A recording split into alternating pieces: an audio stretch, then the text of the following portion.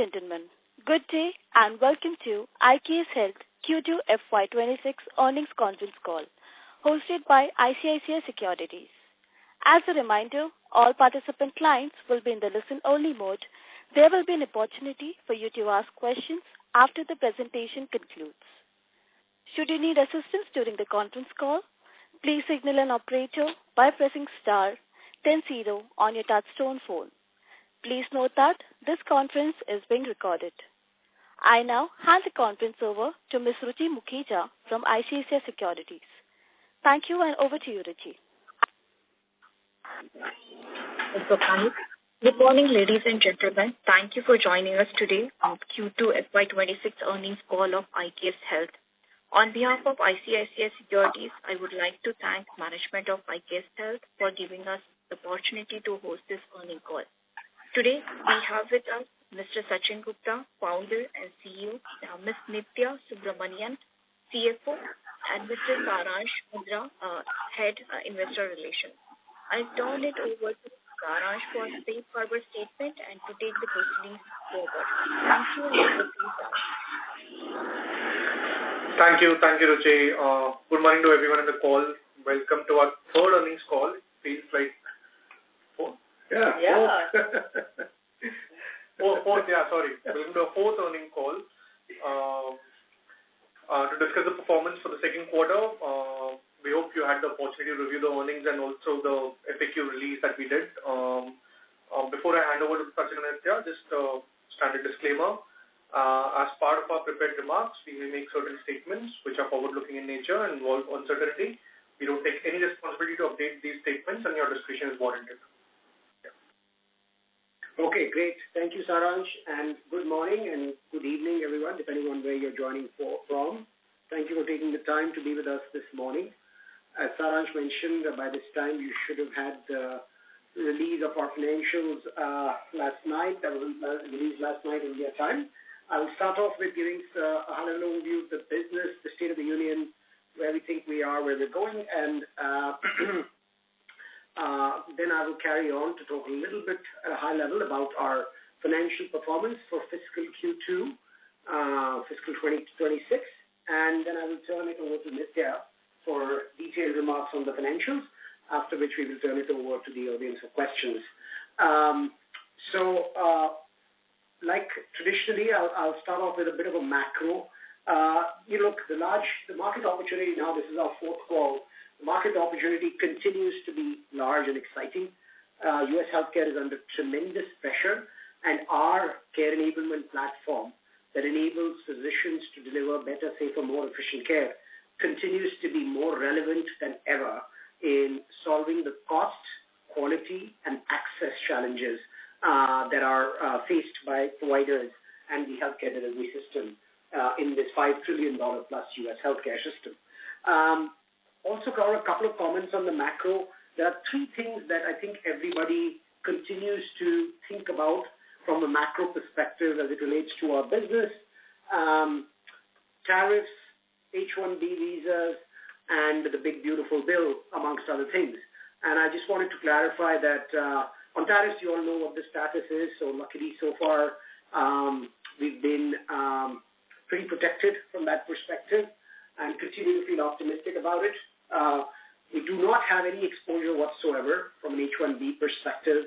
Our business model entails combining technology effectively with our global resources in their respective local geographies, be it the U.S. or India, to deliver better, safer, more efficient care. And then on the big beautiful bill, from everything that we've interpreted so far, what it really does, if anything, is continues to put more pressure on providers to deliver better care at even lower reimbursement rates, for example, in things like Medicaid. And so from all of those perspectives, that only accentuates the need for our platform in order for them to become sustainable. So I think from those three big picture regulatory perspectives, we feel pretty confident about the relevance and the sustainability of our platform and our business model. As it relates to how we think about our business, as I've always said, we look at our business as as if we are becoming this ubiquitous, inseparable part of our customers' operating environment that is then helping them operate most efficiently. And who are our customers? These are the large physician enterprises in America. Some are owned by hospital systems because they like the referrals, and some are independent or equity-owned, owned by private equity. Some are public. And because we are an inseparable part of our customers' business, it creates a lot of repeat revenues, annuity revenues, which is reflected in 85% plus of our revenues coming from repeat customers. And as you see, very healthy vintage of our top 10 and top 5 clients. With that, why don't I move forward into one last comment, as I'll just remind everybody, the market, this $5 trillion market, specifically the physician segment, and our TAM, which is now north of $260 billion, is growing at a very healthy 8%, and there is little to no cyclicality in that 8%, and the outsourced TAM is really growing at 12%. So again, I'll repeat that as long as we grow faster than 12%, we are gaining market share. If we grow slower than 12%, God forbid, we're losing market share. So with that, let me move to the 5 key pillars of our execution within which we tend to benchmark our own performance. If you can move. I'll remind everybody, the 5 pillars essentially are, first, transforming what was traditionally our human-led and tech-in-the-loop model to a truly AI-native and agentic platform manifest. We have made some tremendous progress in this vector over this last quarter odd. Happy to note you must have seen some press releases that were also recognized by Google Cloud. We've actually launched the industry's first encounter to reimbursement platform that essentially integrates our fully autonomous ambient Scribble Now clinical documentation product with our patient financial clearance, coding, and RCM workflows. Again, to create industry's first encounter to reimbursement agentic platform with interconnected workflows. In addition to that, we made continued progress in leveraging AI effectively in several of our features, specifically as it relates to revenue cycle, whether it is in the denial prevention and prediction realm, in the patient financial clearance realm, and even in the optimized scheduling realm. So, and then on the clinical side, significant movement as it relates to our features that drive physician and the care team's productivity. Those are in the areas of inbox management for physicians and clinical data management for physicians. One line that I keep using is, with the advancement of Gen AI, documents where a lot of unstructured data for physicians used to get stuck have now become sort of the liquid gold for data, because these abstraction algorithms have become so good that we're actually able to take unstructured data from these documents and convert them into structured data very rapidly and use them meaningfully. So tremendous progress on this first vector of AI native, taking a platform to make it AI native and agentic where applicable. The second vector of our execution really was around the Acuity acquisition, for which we are now almost 2 years in. In fact, it might be exactly 2 years as we talk today. And there were 3 aspects of driving success in the Acuity acquisition.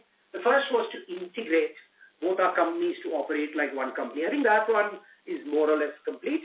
The second one really was around taking the 24% combined pro forma margins at the time of acquisition and transforming the Acuity delivery model through the right combination of our technology and global human execution.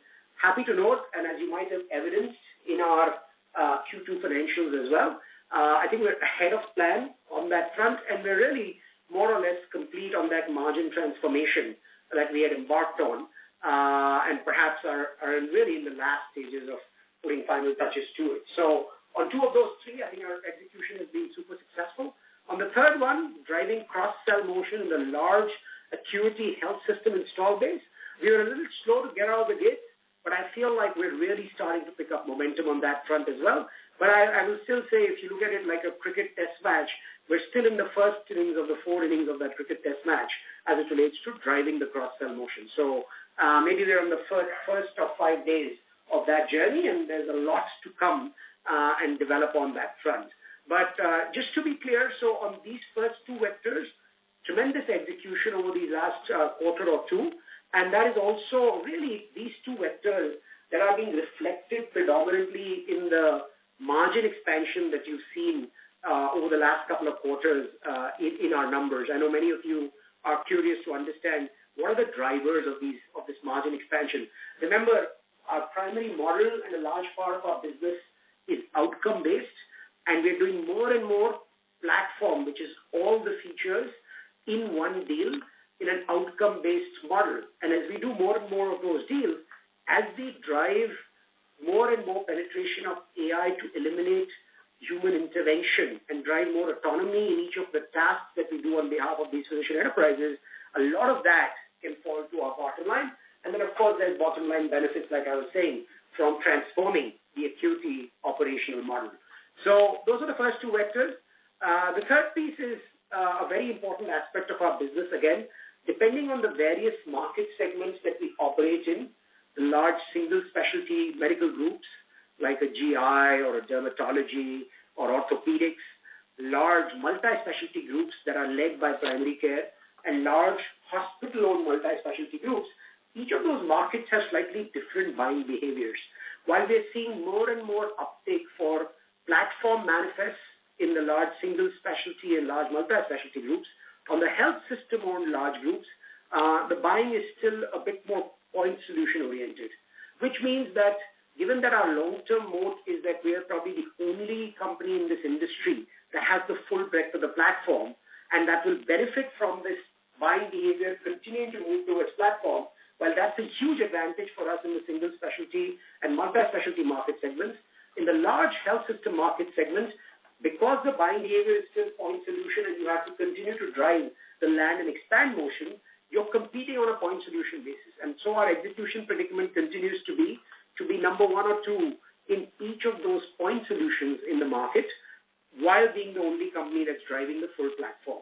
And so happy to note that we've actually made significant progress on both those vectors. We've announced recently a couple of very exciting platform deals that we continue to drive. And then in addition, as you will see with some of the industry recognition that we've gotten from be it Google Cloud or Black Book or KLAS, we're really making progress on making each of these 16 features of our platform number 1 or 2 in the industry. So this is a difficult vector to execute on, but I'm very proud of the team's execution on this front over these last couple of quarters and the first half of this fiscal. The fourth piece was reinventing our go-to-market engine so that we have differentiated go-to-market strategies for each of the market segments that we operate in. I just described the market segments for you. Happy to note that I think we're starting to see early maturity in our go-to-market engines, which is the right combination of our sales, our product, and our marketing teams that are building differentiated go-to-market approaches depending on each of the nuances of the market. Like I was saying, the health system market is still more point solution oriented. The single specialty market is much more platform oriented. But even within the single specialties, we are driving strategies to build the best care enablement platform for that specialty, be it dermatology, be it ophthalmology, be it orthopedics, what have you. So really strong progress there and good early signs of maturity. And then last but not the least, we continue to see this last vector become more and more powerful in an industry where healthcare IT has often failed on its promise to deliver the value that it is supposed to healthcare providers, even as they're spending hundreds of billions of dollars. We had committed ourselves very early to not only build a business model that is aligned to outcomes, but really hold ourselves accountable to those outcomes in an even more upstream manner, aligning a large part of our revenues to our customers' outcomes. As you know, we've gone further upstream in doing more and more of those deals through this construct of net economic value add guarantees. And I can tell you that as we go across the country, not only is that approach receiving a lot more receptivity and recognition, but we are also able to convert a lot of that into deal momentum. And for the deals that we have done there, I think there's good early signs that we'll be able to drive that net economic value add and create additional pillars or additional pools of economics from that while driving transformative value to our provider enterprises. So all in all, pretty strong execution across these 5 strategic vectors, and all of that has now really compounded together to, like I said, receiving several recognitions from the industry. I talked about the sort of interconnected encounter to reimbursement platform that is enabled by agentic AI that drives nearly 80% autonomy.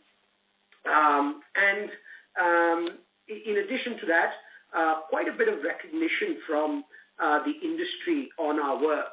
All in all, leading to, if you could go to slide 8, Saransh, a platform that continues to execute on each feature, moving in that journey from human-led and tech in the loop to tech-led and human in the loop, to where in some of the features we are moving to complete autonomy.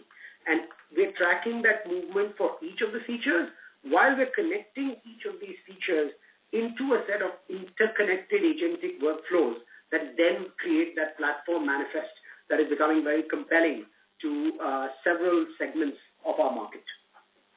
So with that, I will dive into how all of this is translating into our financial performance, which obviously many of you must have seen in our release, but perhaps want to hear more about. While I leave some of the details to Nithya, I will say that all of this has resulted in a fairly strong quarter in which we have delivered industry-leading top line and bottom line growth. Revenue for the fiscal Q2, fiscal year 2026, came in at 781 crores, which is an expansion of 22% on a year-on-year basis and 5.5% on a quarter-on-quarter basis. And that's in Indian rupees, and on a constant currency basis, came in at about 17% in US dollar terms on a year-on-year basis. So very strong revenue growth. Like I said, starting to see the early manifest of offsetting the reduction of the Acuity customer base with some cross-sell revenue. And so as that offsetting manifests, we had always said that revenue growth will start to pick up. So happy to demonstrate some of the early effects of that in our quarterly financials this quarter.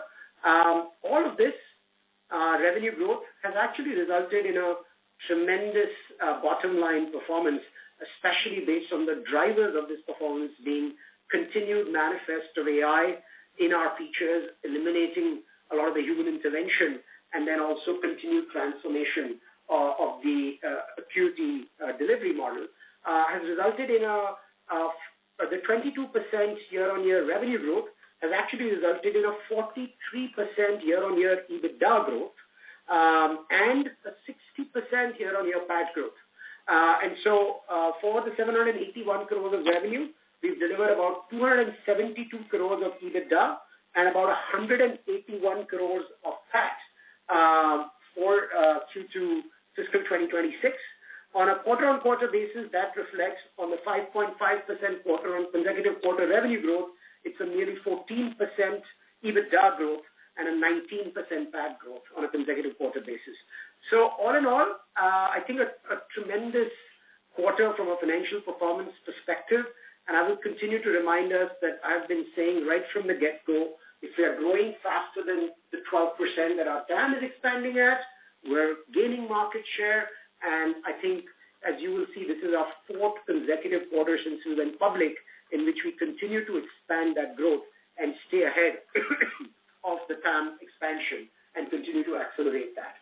Also, as you will note, Nithya and I have been saying that, as we transform the Acuity margins and as we leverage the tailwinds of AI in our business model, which, by the way, were accelerated by the addition of our new Chief AI Officer,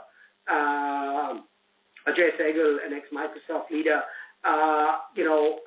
we will get to EBITDA margins in the early to mid-30s, and as you can evidence in our Q2 numbers, we've probably arrived there perhaps 3 or 4 quarters ahead of when we had thought we would get there. All of this has resulted in strong growth in our top 10 customers and our top 5 customers. Our top 10 customers now comprise 45% of our revenue, and the vintage of those customers continue to increase. Our top 10 customers, really, the average tenure is about 6 years, and for our top 5, it's nearly about 7 years. So solid growth on that front. And all in all, I would say a relatively strong quarter in terms of performance. All of this was achieved by continuing to drive some very significant customer wins. Some that I want to highlight are one of the largest health systems in the U.S., Advent Health, which was a legacy Acuity customer, has expanded their use of the IKS platform, and we've been able to cross-sell some features of our value-based care feature cluster in that platform. So continued more signs of the cross-sell starting to come into play, even as that is a test match that we're in the early innings of. And then some really exciting wins both in the single specialty and the multi-specialty medical group businesses. In the multi-specialty group, the largest independent medical group in the state of Utah, Revere Health, has entrusted us with our AI-enabled revenue cycle feature cluster of our platform. And then the Jackson Clinic, which is one of the largest multi-specialty medical groups in the state of Tennessee, has entrusted us with a significantly large manifest of our platform, including but not limited to the revenue cycle feature cluster, but also several features of our clinical support feature cluster and the value-based care feature cluster. And then last but not the least, a very exciting partnership with one of the leading cardiology roll-ups in the country that has come together and is on a tremendous growth path. But they have committed to us in a manner where they are giving us a long-term commitment for the full manifest of our platform. So this is another full platform deal, and together we'll actually be adapting our current manifest of the platform to create the cardiology care enablement platform of the future, working together with their clinical and administrative leadership. This is another example of, deals that we'll continue to do that will have full platform manifests. Again, I'll remind everybody that we feel passionately about the opportunity that is created through our outcome-based deal structures that we recently embarked on, and we're continuing to see tremendous momentum pick up based on those. So with that, I will conclude my remarks on the overall health of the business. Again, a strong quarter of execution in what, in my opinion, continues to be perhaps a multi-decadal journey to make a truly positive impact on the very difficult situation that providers find themselves in U.S. healthcare. Let's I'll turn it over to you for further financial. Thank you, Sachin. Good morning, good evening, everyone. Hope you all had a fabulous Diwali last week. Very happy to report pretty strong performance across the board. Revenues grew to 781 crores this quarter, which represents a 22% year-on-year growth and a 5.5% quarter-on-quarter growth. EBITDA landed at almost 35% in the quarter, or 272 crores, which is a 43% year-on-year growth and a 14% quarter-on-quarter growth. I want to highlight the non-linearity between the revenue growth and the EBITDA growth, which is being driven by the margin levers that Sachin mentioned earlier in this commentary. Our PAT landed at 181 crores for the quarter, again, which represents a 60% year-on-year growth and a 19% quarter-on-quarter growth. Saransh, if we can move to the next slide. EPS was 10.8 rupees for the quarter, and ROE, return on equity, remains rather healthy. And for the quarter, we had a return on equity of 32%. Cash flow was also very strong in the quarter. We had an operating cash flow of 291 crores and a free cash flow of 225 crores, representing a rather strong growth year-on-year. And wanted to call out that FCF yield for the quarter was also rather strong at 124%. So net debt continues to slide down in line with our strong cash generation. It stood at 412 crores for the quarter, and we hope to continue to see this number slide down in the coming quarters as well.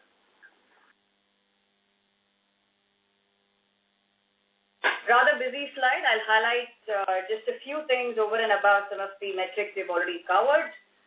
If you look at employee benefit expenses, our count of employees grew from 12,368 last quarter to 12,900 odd this quarter. And our absolute expenses, therefore, have trended in line. Of course, this employee addition is to support the new deal wins that we have been talking to you about. But if you look at it as a percentage of sales, that number has actually come down from 52.3% last quarter to 51% in the current quarter.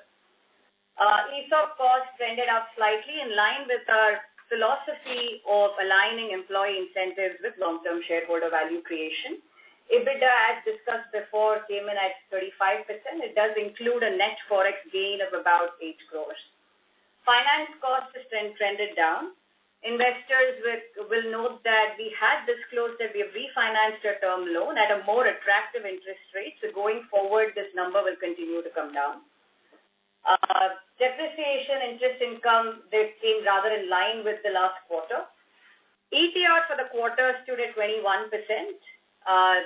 For the full year, the range is likely to remain in 21 to 21%, which we had earlier communicated. We've also reported a small minor loss of 1.4 crores on the WWMG IKS MSO investment, and net PAT for the period, therefore, stood at 181 crores or 23%. Saransh, next slide. Balance sheet remains rather strong, trending in line with a very strong performance. And if we can go to the next slide, Saransh. So our vintage of our top 10 clients as well as top 5 clients continue to remain strong and has trended upwards in the quarter as we continue to cement our relationship and value proposition to our customers. We will stop our prepared remarks now and invite questions. Over to you, Saransh. Ruchi, if we can start taking questions, please. So Nali, could you make an announcement for participants to ask questions? Yes. Thank you very much. We will now begin the question and answer session. Anyone who wishes to ask a question may press star and 1 on their touchtone telephone. If you wish to remove yourself from the question queue, you may press star and 2. Participants are requested to use handsets while asking a question. Ladies and gentlemen, we will wait for a moment while the question queue assembles.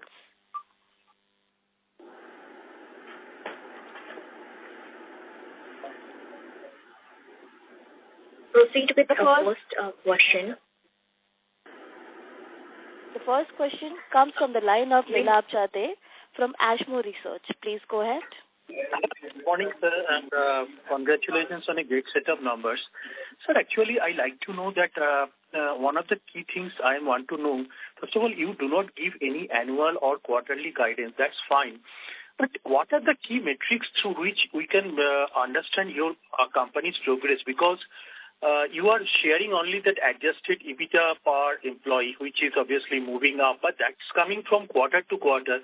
Because your client concentration is very high, it's one of the risks. But obviously, there are a lot of pros and cons.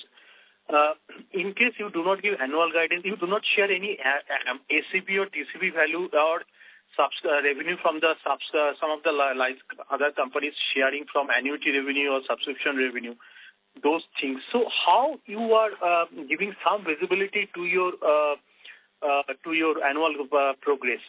Apart from the, in terms of quantitative factors, qualitative factors, there are a number of things. I really appreciate that. Can you please kindly share? Thank you for the question. I think we've, right from the get-go, all the way from our DRHP, published the key performance indicators. We've been consistent in outlining those. We've been clear that we will not give guidance. This is an early-stage market with a very long runway ahead. And so it's not a business that has like total linearity, and so we are intentional in not giving guidance, and we are continuing to try and give as much visibility on the KPIs. If you have some specific inputs, welcome to take those offline, but I think our KPIs have been published consistently as per our DRHP. And if you look at our comments that we made on all the calls, we try to give you as much visibility as we can into the market segments, the momentum into the market segments, the growth was between the cross-sell and the not. And look, I think beyond the point, I know you probably want more details because you want to model that out over the next 3-4 years.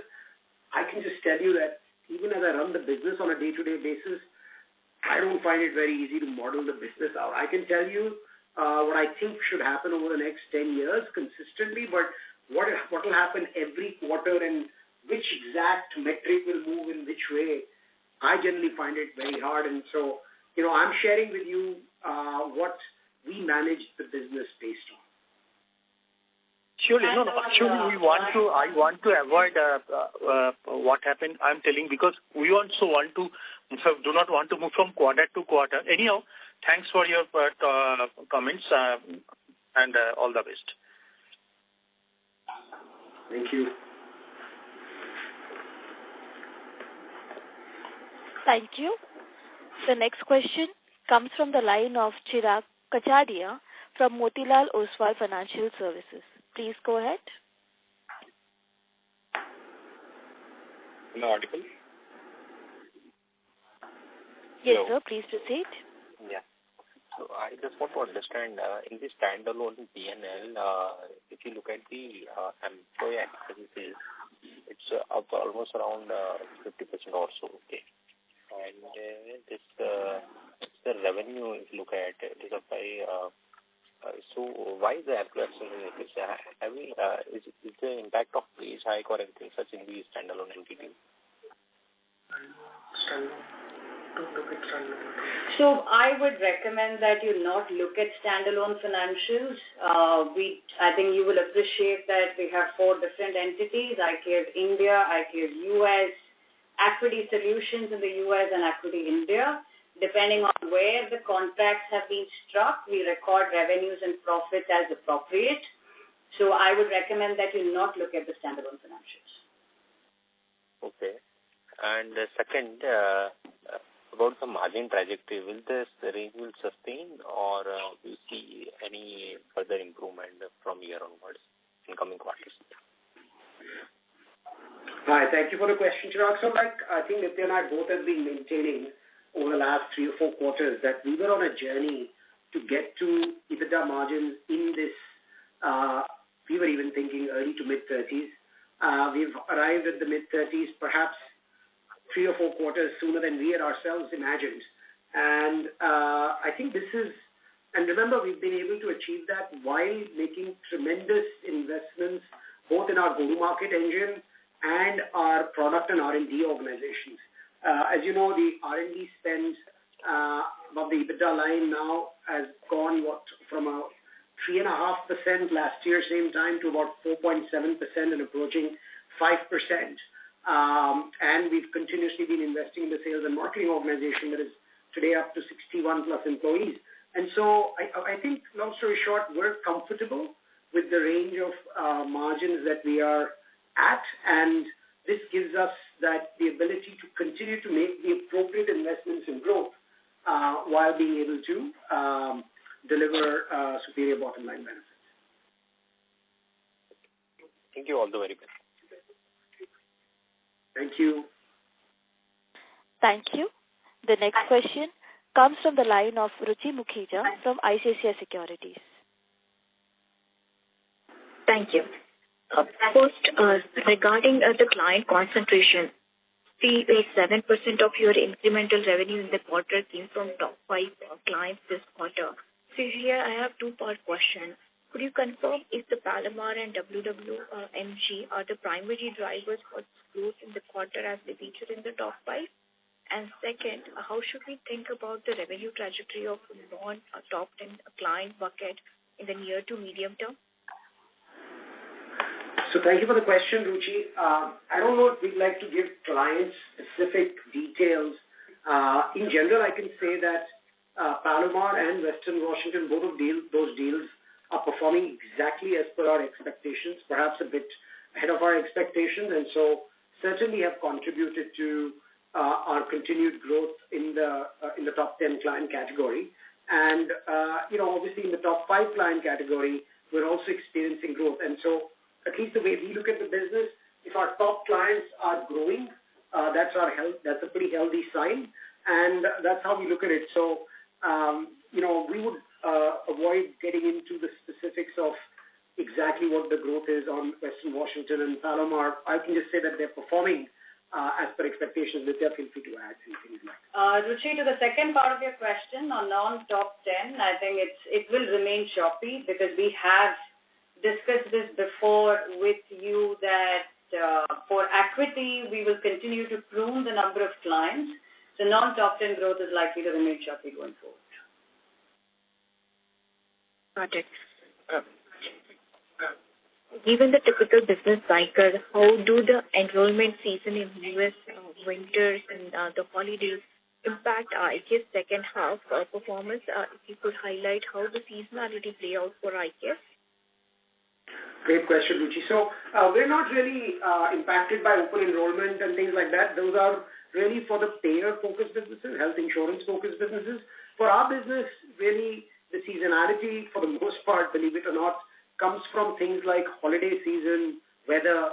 And so what happens is, in the extreme winter months, think December through February maybe, a lot of the elective care or the discretionary care volume can be found to come down, especially in the colder states where, there is heavy snow, etc., and mobility gets challenged. And so I would say that those months of December to February tend to have a little bit of an impact on the volume of patients that our customers end up seeing.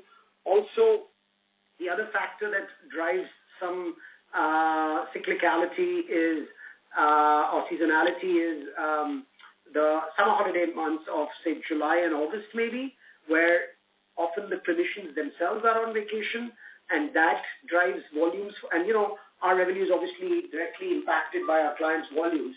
So I would say that those are typically the two periods of seasonality, if you would, and generally that is evidenced in our business over a period of time. But I think the other interesting thing is that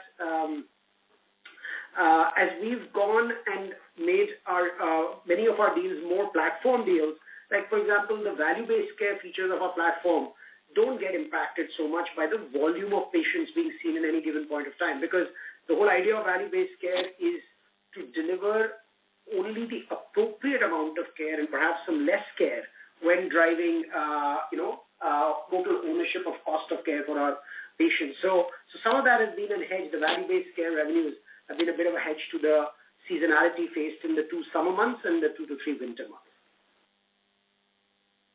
Got it. Lastly, you added 570 plus employees this quarter, the highest since your listing. Is this increase can be taken as a strategic investment as you create a capacity for growth?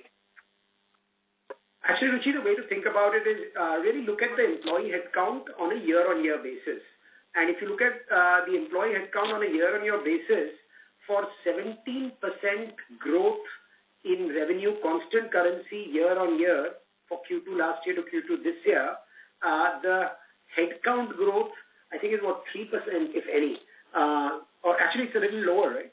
Yeah. So headcount on a year-on-year basis is still lower for 17% growth. So that continues to show the non-linearity, Ruchi, of the model. The absolute headcount growth between last quarter and this quarter, yes, there is actually some significant customer ramps that have happened where there is human in the loop required, and that is the absolute headcount growth. That actually is welcome headcount growth, to be perfectly honest, because that actually signals tremendous organic growth of revenue. Got it. Lastly, could you comment how does our pipeline, especially for the strategic large deals, look like after the closure of few deals that we have announced over the last 2-3 quarters, has the quantum of those large deals come down, or you see an active pipeline of strategic deals yet in our pipeline? We're actually seeing very robust interest, Ruchi. Like I was saying, on those outcome-oriented platform deals, we are seeing a lot of interest based on the stressful environment that the large healthcare providers find themselves in.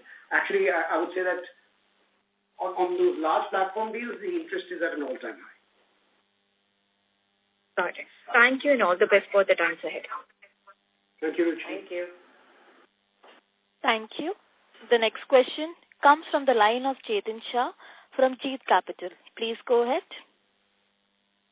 Yeah, hi. Hi, good morning. Thanks for your time. Just two quick questions, Skin. One, you very, very loudly discussed about technology, including AI usage in our platform, and you had a good team hired for that. So just brief understanding that if I want to look at this upgradation of technology using the latest thing and all, how does this data analytic and also the newer platform will help both in terms of better penetration into both horizontally and vertically into the customer, and also how will this help improving the margin going forward? Because my understanding, and kindly correct me if I'm wrong, is these things will help you to fast track the penetrating of the customer, and also the way our business model works, where we gain some part of savings as a part of our revenue share.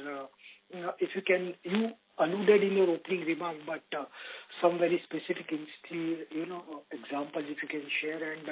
And second part that is related to margin, where you mentioned that you kind of surprised with the way margin improvement happened little ahead of your internal assessment. Does that mean that we'll be a little more aggressive in terms of new M&A opportunity, some kind of platform acquisition or things like that to utilize the cash flow which you will generate over a bit of time? I know this is a little bit of forward-looking statement, but whatever you can share will be very helpful, please. Thank you. Great. So I'll try to answer the questions in the reverse order, if you would. First, on the margin. Look, I mean, I've always said, and that's the reason we're not giving specific guidance, is because, I'm sure there are people that are smarter, but I find it very hard to be able to predict exact revenue and margin growth trajectories on a quarter-by-quarter basis. So, obviously, and we take pride in the fact that we'd like to be the company that over a long period of time, 4 quarters is still a very short period, but over a long period of time, creates a track record of under-promising and over-delivering rather than over-promising. So, I think, yes, we were able to drive the margin transformation a bit faster than we ourselves had estimated. It was also a function of, we had to transform a lot of the acuity customers, legacy acuity customers, with our model. That, it was hard to imagine exactly how long it would take. So we're happy to be a bit ahead of our plan. Not shocked, but happily surprised. As it relates to the continued cash flow that it creates, look, our business has always been a capital light, high cash flow yield business, and we do expect that it will continue to do that. And I don't know, I think we put that in the FAQs, but we really think of 3 or 4 uses of cash. First of all, if you look at our history, we've always been very disciplined about cash. We are not doing M&A for the sake of M&A or just driving growth. We will be very selective about M&A, and if we don't passionately believe that we can generate superior ROC, ROE on the cash that our business generates, we will then not use that cash and give it back to our shareholders. But where we see, when you have such a large market, $260 billion TAM, we're a $370 million revenue company, such a big runway ahead. I think it only makes sense, especially if we can create constructs where we can drive superior ROIC, ROE. We will use the cash to continue to do some strategic M&A. One, there will continuously be strategic tuck-in technology companies. Remember now, we have 150,000 provider install base, 600 plus large provider groups. Think about the type of lab that it creates for a young technology company to quickly mature their tech and then proliferate it across the larger healthcare ecosystem. And so, that tuck-in acquisitions will continue to be one part of the approach. The second approach is leveraging our cash to strategically align with our customers' outcomes, like we've done in a Palomar or in a even more upstream manifest like Western Washington. There are three very distinct advantages of that strategy, right? First, by doing that, we are demonstrating more and more platform buying behavior and showing to other customers in the industry how the value of the whole platform is much greater than the sum of the individual parts. And so why they should migrate to that platform buying behavior. That's value number one that we create by using some of our cash to align with our customers' outcomes. The second, we tie those customers into long-term deals, right? I mean, these tend to be 10 to 15 to, in some cases, 30-year deals, and with pricing locked in for the duration of the deal, which creates a tremendous opportunity for us in terms of our core set of economics over that 10, 15, 20-year period with the superior economics that we have. So long-term deals. Third, in those constructs, we often co-develop the right manifest of our platform with our customer for a certain specialty, be it, again, dermatology, cardiology, digestive health. And then last but not the least, where we continue to stay disciplined, is that investment in the alignment of outcomes has to create its own pool of economics that is superior ROE and comparable ROE to the ROE of our traditional business. So that's the second use of cash would be where we will use the cash to continue to both lock in our platform and the pricing for long term and create a second pool of economics as we share in the outcomes that we create with our customers. So that's the second use of cash. And then the third use of cash really will be where if we run into other strategic opportunities where it makes a very, very compelling thesis from a scale perspective, given the large TAM in the market. The Acuity acquisition has taught us a lot. We've learned some very, very interesting things. Obviously, financially, you all have seen it's been relatively successful. So it's also given us some confidence, but we've learned a lot. So obviously, as we evaluate any other large opportunities, we will be thoughtful about those. But I would say the short of it is that we will continue to be disciplined. If we don't passionately believe in our ability to generate superior ROE, ROIC, then our shareholders' cash would go back to them. If we believe we have those opportunities, which we often do, then we would use the cash as such. So that's on your very long answer to your question on use of cash. On the benefits of the AI piece, I don't know that I understood all the aspects of your question clearly, but I will tell you that. So Sachin, I'll just brief it in a one line. What I'm trying to understand is this new technology implementation and a platform expansion. How will this help on two counts? One, cost saving at company level, and second, improving the benefit to the customer, and in turn, we get our extra share of revenue. It's a very, very simple question I'm trying to understand. Using the newer technology, including AI. Yeah. So actually, great. Thank you for clarifying. So simply put, what happens is when we actually implement our entire platform, we achieve two synergies for the customer. One, all of these features or tasks are actually one interconnected fabric of workflow.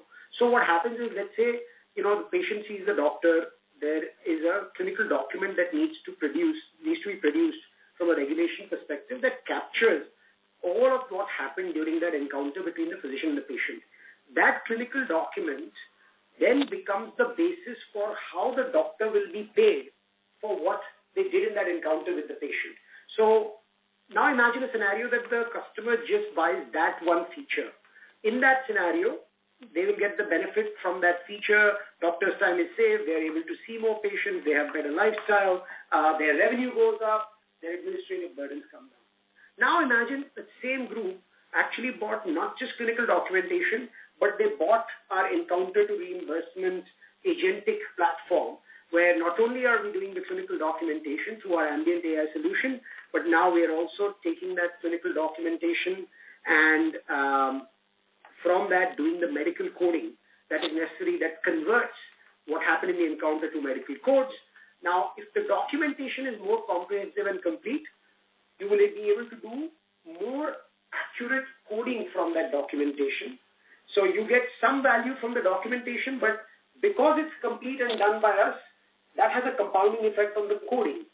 If we are also doing the coding, and now we are driving that coding to the next stages of billing and collections, that has further impact on reducing denials in the revenue cycle. So our estimate is that if the full manifest of our platform, when customers buy it one by one, each of the tasks one by one, if the value is, say, 700 basis points in EBITDA expansion for them, if they buy the full platform at once and we implement it as one platform where the features compound in value, that 700 basis points can go up to as much as 900 basis points because of the compounding effect. And so that is the value that is created for the customer, is that 700 goes to 900. And then depending on the net economic value add sharing arrangement that we have, obviously we get a greater share of that. So we are getting two economics. One is we get the percentage of revenue fee for implementing our platform on an ongoing basis. And the second thing is we get is a greater share of the NEVA because we have created more NEVA through the platform, net economic value add, than they would have got if they bought feature by feature. So it has a compounding effect on the value for the customer and a compounding effect on our bottom line. Perfect. Got it. Thanks a ton, and wish you guys all the best, you and entire team. Thank you so much. Thank you so much. Thank you. Thank you. The next question comes from the line of Omkar Sawant from Marcellus Investment Managers. Please go ahead. Yeah. Thanks for the... Am I audible? Yes, sir. You're a little faint, but it's pretty speak. Yeah. Is it better now? Yes, please. Thank you. Yeah. A couple of weeks back, Optum, which is owned by United Healthcare, they launched some products in coding, RCM, basically the areas where IKS has their product, right? If I have to take an example, so Optum Real, if we see, it's a real-time platform for RCM integration, or Optum Integrity, they are reporting a productivity increase of 73% in coding. So I had two parts to this question. Is first, from a tech perspective, since Optum or United is so large, they have a wider database. How do our products stack up against their products? And secondly, over, say, the next 3 years, how do the competitive dynamics change if Optum ramp up their investment in this area? I mean, what prevents our customers, any barriers for these customers to adopt it? Great question. Thank you so much. And I appreciate you studying the competitive environment carefully. So yes, look, I think it's very important. Optum is a $300 billion company. So, it has three divisions. One is the Optum RX division, which is their drug distribution business, if you would. The second is what they call Optum Insight. And Optum Insight has a division called Optum 360, which is an RCM business.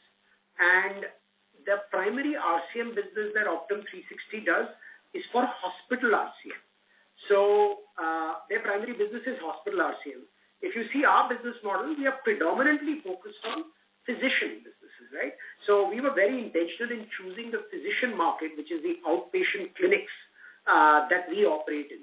And so that's one important distinction. The products that you highlight are predominantly geared towards the hospital market, which is their core market. Now, Optum has another business called Optum Health, which is, I think, a $110 billion business that is the largest employer of physician groups in the country, and they operate these standalone physician clinics across the country. Optum Health actually is one of our major clients, right? And so they leverage revenue cycle services for the physician market.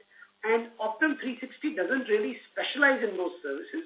And so they tend to lean on us for help in that area as it relates to enabling their physician business, which is a totally separate business called Optum Health, which is separate from Optum Insight, of which Optum 360 is a part, where they do hospital RCM.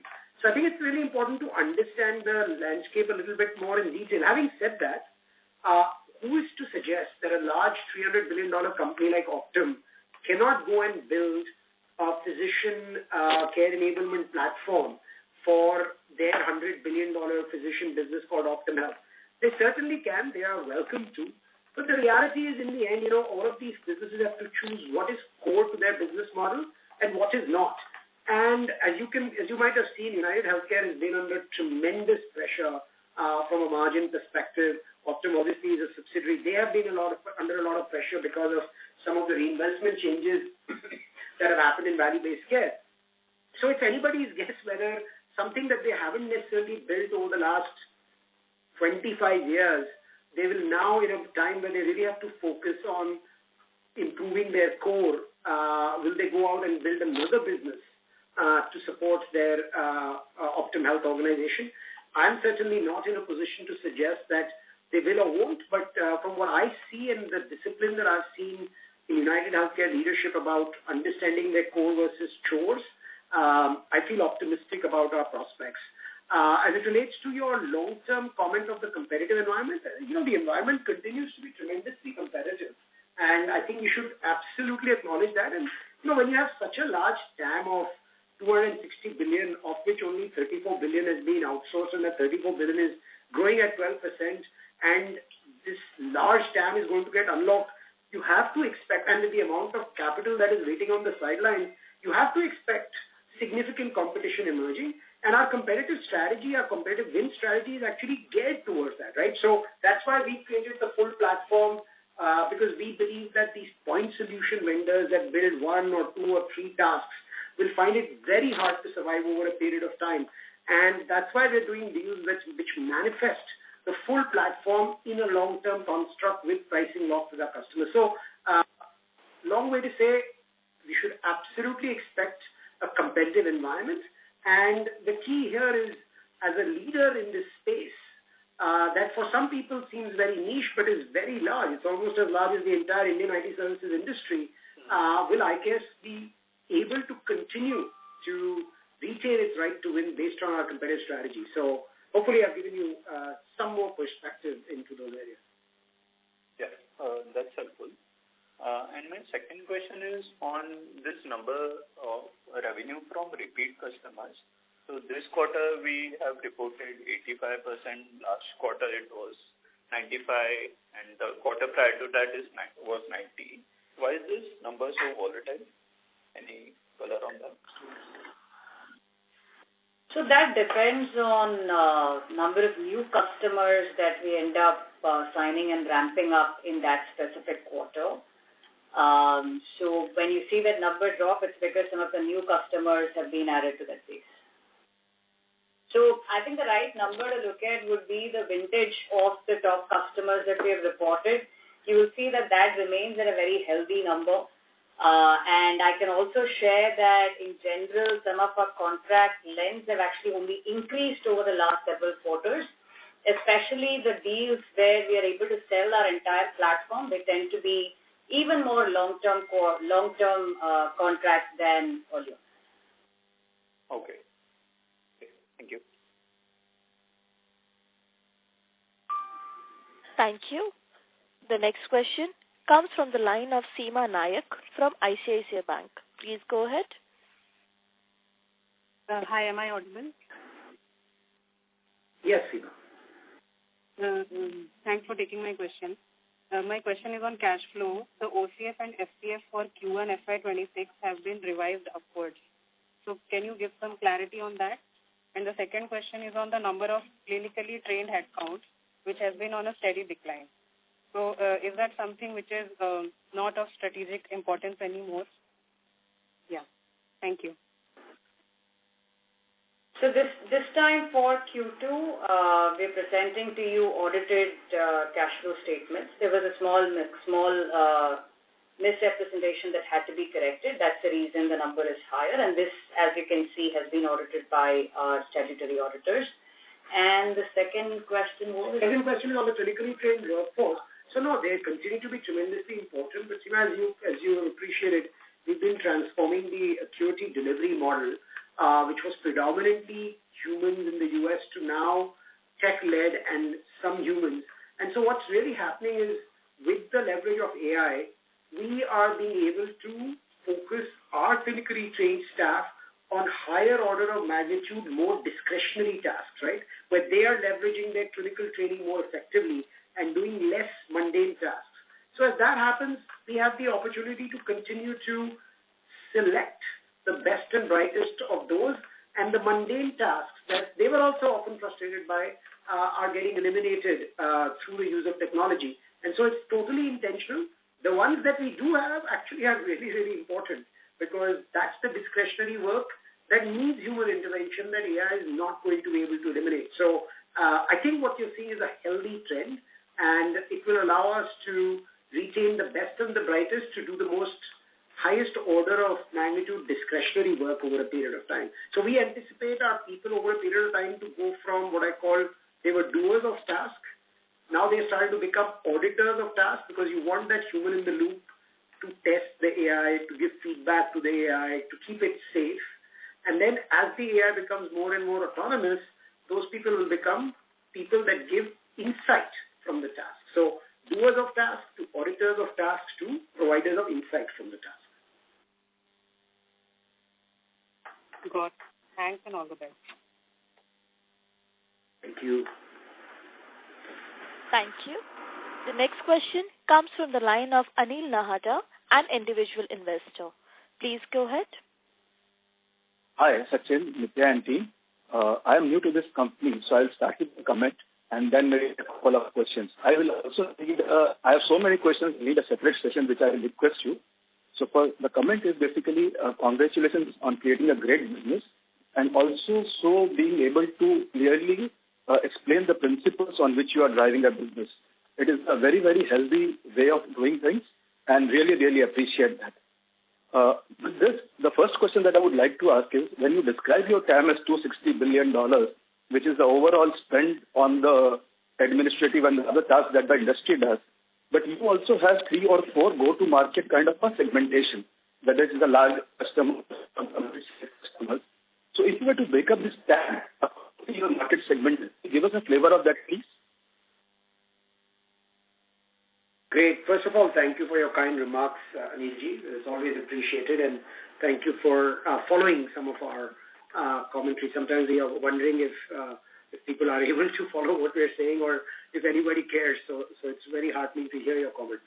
But as it relates to the market segments, we've been a little bit intentional in not necessarily giving any breakouts per market segment, but as it relates to the TAM, I think a relatively easy way to think about it is that approximately maybe about 50% of the TAM is the large health system-owned physician groups, and the balance 50% is you could sort of split them between the single specialty groups and the multi-specialty groups.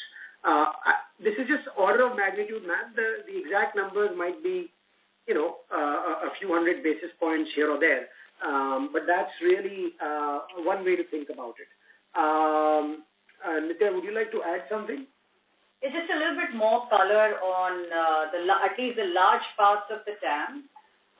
So revenue cycle management is approximately $120 billion, almost half of this number, $120 billion worth.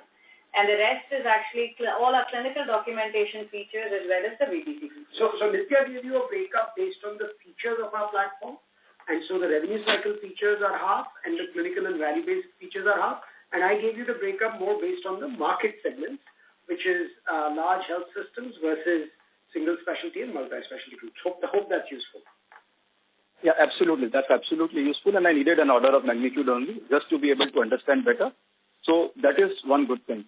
Second thing, Sachin, again, is something that I wonder. When you say that only 35 billion of this 260 billion has been outsourced, and that the U.S. health system is going through a lot of stress. So when we look at a growth rate of 12%, which is the current growth rate or the historical growth rate in the outsourcing market, I would expect this growth rate to accelerate forward quite significantly. I mean, as we have seen in the IT space also, once the customers start seeing the benefit of what is accruing to them, the growth rate takes off like crazy. So would you try to give some of your thought process on that? You know, that is certainly a forward-looking statement. All I can say is I believe that given the state of the U.S. healthcare system, there is no doubt in my mind that a large unlocking of this TAM is inevitable. I have been a big believer in that over the last 18 years. I continue to believe, and which is why I keep saying this is a multi-decadal thesis that is going to be unveiled. I cannot predict whether this 34 billion will be 150 billion or 100 billion in 10, 12, 15 years from now, but it will be some number like that. And if that is going to be the case, there has to be 2 or 3 or 4 very large companies that get created as a result of that. And our dream and our aspiration is to be one of those companies. And so I think you're spot on in your analysis. The challenge just becomes predicting the timing and the pace of that unlocking, you know. And that's exactly the other reason why we try to stay away from giving specific guidance. Thank you, Sachin. If I may put in one more question, and then I will request a separate session to have more questions on this. The third question that I would like to ask is... I am so sorry to interrupt in between, Mr. Anil. I would request you to kindly rejoin the queue for the follow-up question. Thank you so much. Thank you. The next question comes from the line of Sarang Sanil from Corset Park Advisors. Please go ahead. Hello. Hope I'm audible. Congratulations on great execution. Yes. Firstly, if I look at our top 5 customer revenue growth, it is spectacular. But when I come down the path to revenue growth from top 6 to 10 customers and beyond top 10 customers, we see that the growth is in low single digits. I understand on the tail end there would be choppiness coming from our strategy on equity customers. But are we seeing demand pressure with clients beyond top 5? If so, is it because of lower spending or is it coming from competition? Neither, Sarang. I think it is what I alluded to earlier. I think since we acquired Equity, where we started off with 800 plus customers, we've already brought that number down to 640. And I think in several forums, we've also said that the top 500 customers of Equity is who we would want to establish a long-term relationship with. So as we cut the tail end, you're of course seeing the revenue being cut from those customers as well. And that is the reason why the revenue growth for those customers obviously gets weighted by the loss of those customers. There is no demand challenge, nothing that we are seeing from our customer base. Sure. Okay. And secondly, as we have guided for turning net debt free by FY27, do you think we might accelerate on the loan repayment from here, given our superior cash generation ability? And could that increase our finance costs in absolute terms over the next few quarters? So the intent is to use our cash generation. I think Sachin talked about the various uses of cash. Again, business as usual. If you're not doing tuck-in tech acquisitions or even more strategic investments that Sachin was alluding to, yes, I think we will continue to use that cash to pay down the debt. As of now, based on the current visibility, we hope to be, I'll retain my comment earlier that we hope to be net debt free by FY27. Sure. Thank you, and all the best. Thank you. Thank you. Thank you. The next question comes from the line of Sagar Dhawan from ValueQuest. Please go ahead.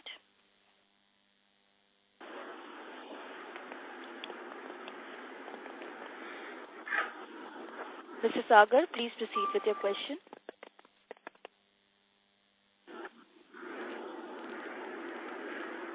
Mr. Sagar, please proceed with your question.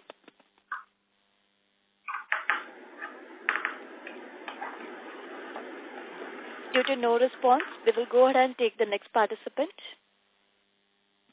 The next question comes from the line of Sandeep Kothari from East Lane Capital. Please go ahead. Yeah, hi Sachin. Nitya, just a question. The top 5 are growing very well, and you have large number of customers, 500 focus from equity and own IKS customers. So let's say to reach $1 billion, do you need to focus on 100, 150, and how many customers can really get to $50 million or $100 million? Just some color on how to think about that would be very helpful. Yeah, great question. Thank you. So look, the way we think about it is we have actually zoned in on about 50 customers that each have a potential of $50 million each ACV in the next, say, 5 years.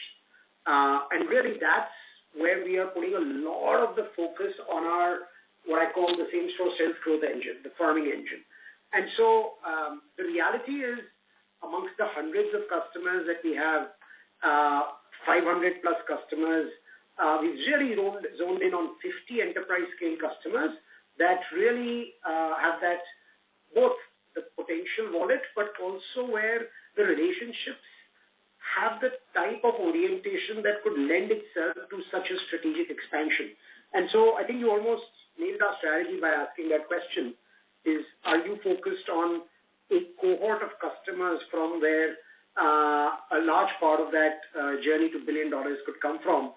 And I think it's those 50, and as you can imagine, even if we converted, say, between 10 to 15 of those 50 over the next 5 years, that is somewhere between $500 million to $750 million of additional growth. So now again, would those 50 change over a period of time? Yes, of course they would change, because some will fall off, some new ones will get added based on customer dynamics.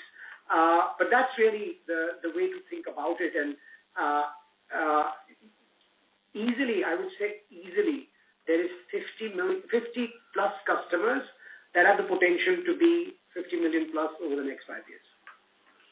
And the platform approach with these 50 is what is the differentiator, and of course better execution and everything, because the competition would also be focusing on these 50, 100 customers which are really large, right? So yeah, I mean, look, I think depends on the segment, where as it relates to the single specialty and the multi-specialty groups that are not attached to health systems, there we are taking them, if they might be in a 1 or 2 feature place right now, we're going forward and really engaging with them on the full platform approach. On the large health systems, even as we keep the platform backdrop, there the expansion tends to be a little bit more incremental in nature, because they're still much more comfortable with point solution, land and expand. So depending on the market segment, the approach is more focused on platform-driven conversations or incremental expansion of features. I mean, keep in mind also some of these large health system-owned groups are so large that the full wallet of one feature itself can be easily $50 million, or 2 or 3 features combined could be $50 million.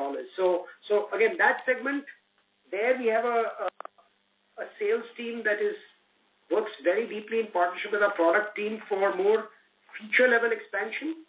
On the other 2 segments, we try to drive much more platform-driven expansion, if that makes sense. And one concern, I think, throughout the call has been like the volatility in customers, or the growth, lack of growth in the customers below the top 5.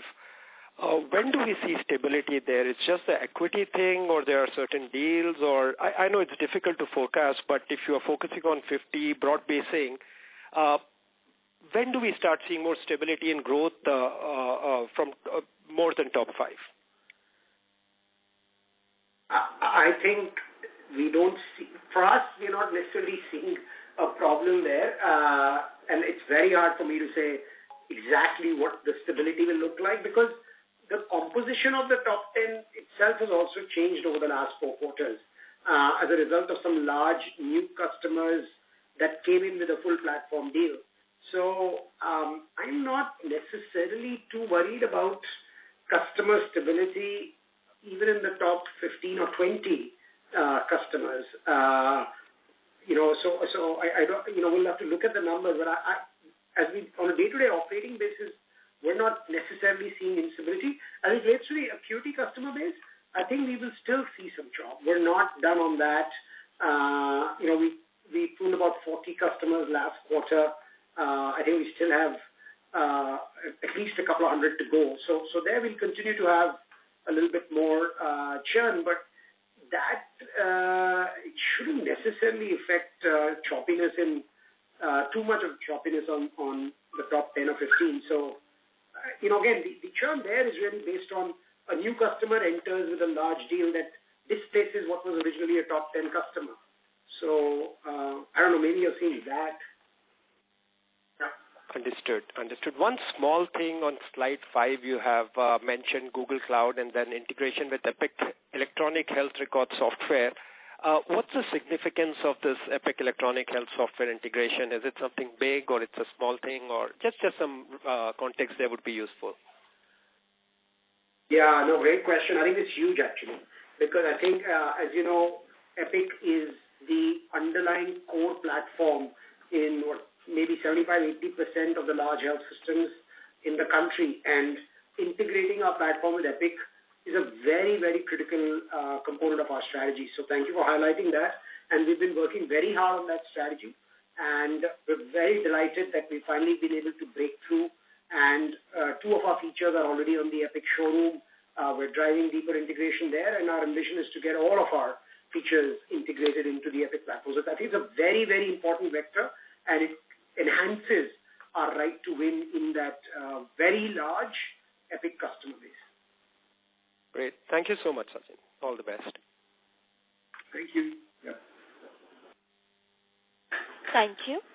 The next question comes from the line of Anjana from Hedge Equities. Please go ahead.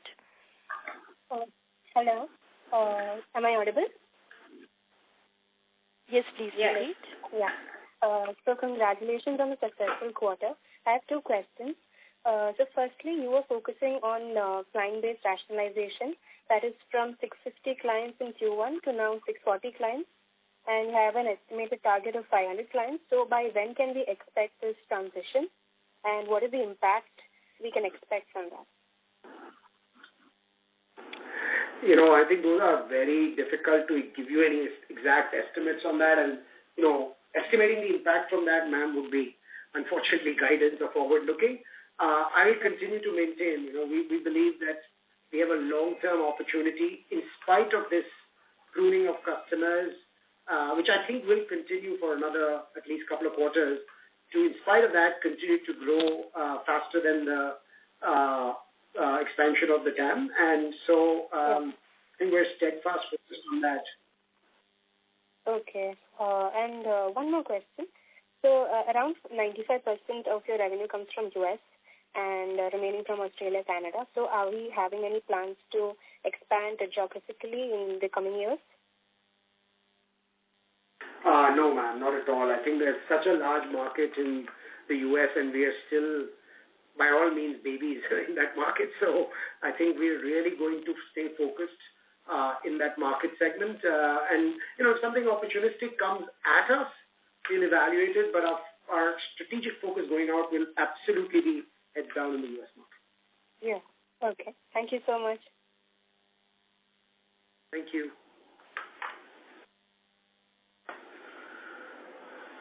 Thank you.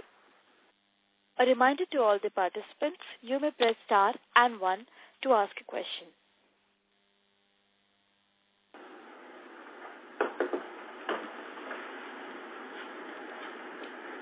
As there are no further questions from the participants, I would now like to hand over the conference to Mr. Sharans Mudra for closing comments. Over to you, sir.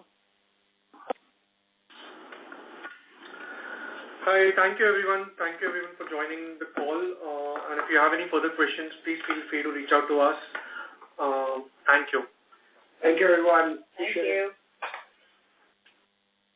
On behalf of IKS Limited, that concludes this conference. Thank you for joining us today, and you may now disconnect your lines.